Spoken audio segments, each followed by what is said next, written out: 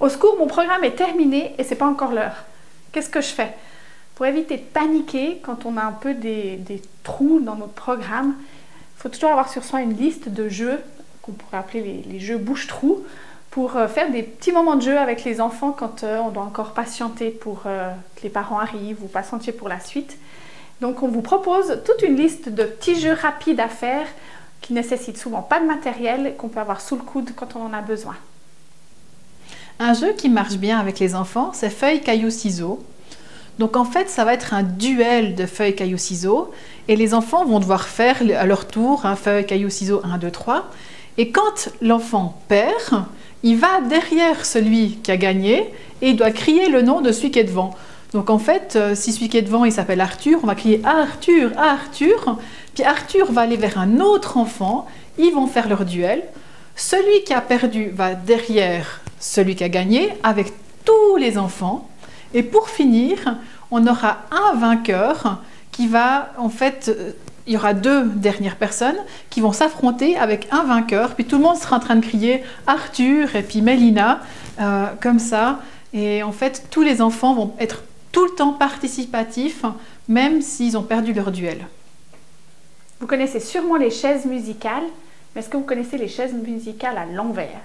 En fait, il faut, comme dans les chaises musicales, de la musique et des chaises, mais au lieu que ça soit un jeu de compétition, c'est un jeu de coopération. Ça veut dire qu'il y aura la musique qui va tourner. Quand la musique s'arrête, les enfants doivent s'asseoir sur une chaise.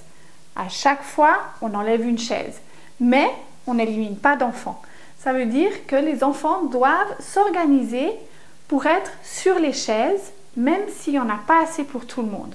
Le but, c'est que les pieds ne touchent pas par terre, mais il n'y a pas d'autres consignes, à part que, voilà, ils font comme ils ont envie. Ils peuvent être deux sur les chaises, ils peuvent être debout.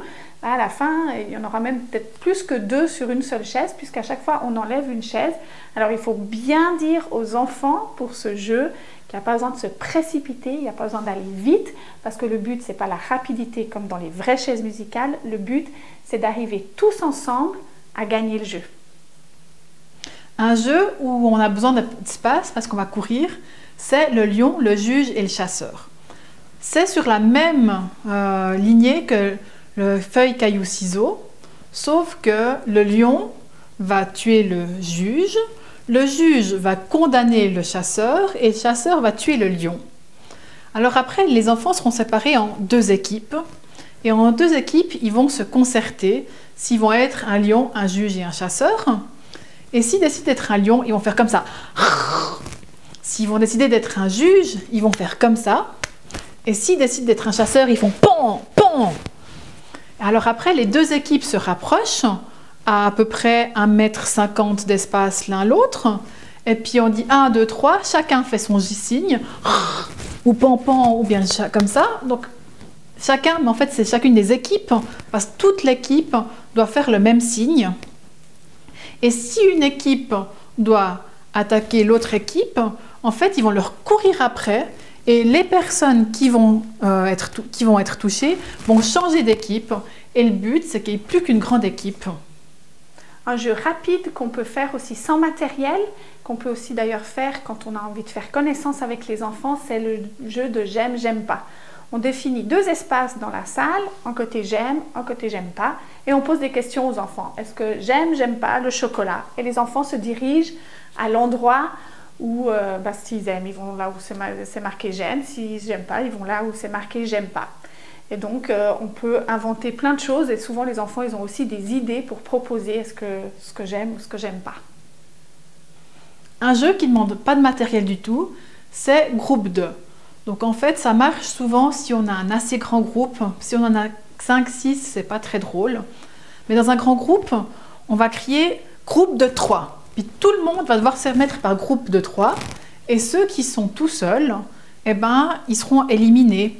Puis si on crie groupe de 50, eh ben, on doit se mettre par groupe de 50. Il faut compter, se débrouiller pour être 50. Et toujours après, les autres seront éliminés.